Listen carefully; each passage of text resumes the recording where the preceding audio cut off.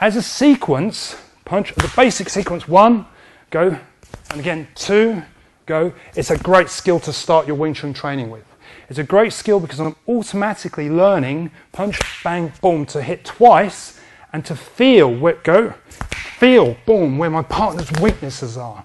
If I can feel, go, 1, 2, 3, 4, where his weaknesses are, I can respond and hit forward and be quite lively with that.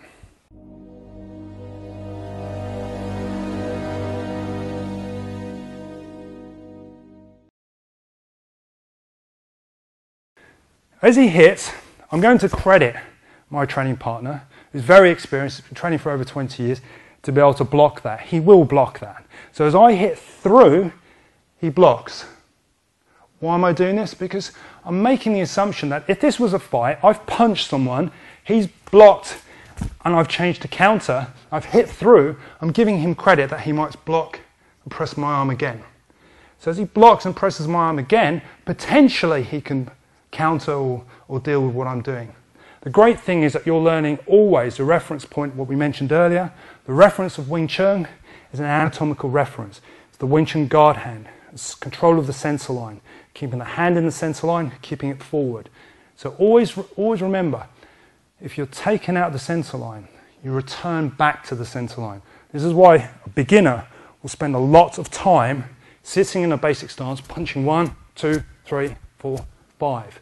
The reason why a beginner will take a lot of time punching through the centreline is because it's always the first port of recall. If I'm taken out the centreline, I'm drawn back to it by muscle memory. I train to punch down the centreline. So, the exercise initially, if someone punches, allows me to start with Bong Lap Sao. As I hit through, my partner overextends. If he overextends and I feel that, then I return back to the center. So I go back and in. So we now have a scenario for a simple self-defense idea. So he punches me, I punch, I change to Bong Lap, he goes bang, bang, bang, bang, bang, bang, bang. I'm in and driving forward. Basic stance is fine for training because it gives you the concepts of what you're trying to do. It gives you the ability to turn.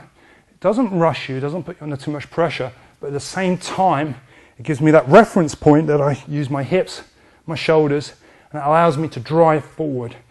One last point before we move on to how we continue this exercise. When the person punches, if you're going to practice these ideas of returning to the outside gate, okay, with your punch, please make sure when you're punching your partner, you don't get too exuberant and start to punch high with loose and wide elbows. The reason being there's a lack of control. One of the things you want to make sure you do is punch close to the arm. When you punch close to the arm, that allows you to bridge. It allows you to stick to the arm. So as I punch, I can hit through and keep controlling. So as you go from here, 1, 2, you go through the center and you drive through sticking to the arm. Alternatively, you've got outside gate jump sao. So if we're in this position, I go through and I punch, I can always come back down onto the arm. It's one of the shapes we mentioned earlier on the DVD, outside gate jump sao, and it relates purely to the Man Sao work we were doing earlier. So I've always got those ideas. And in addition to that, as we go 1, I've got Lap Sao as well. Notice how I use gum on the end to pin his arm, and it obviously gives me a measure of control, boom, boom, boom, boom, boom, to control and drive in.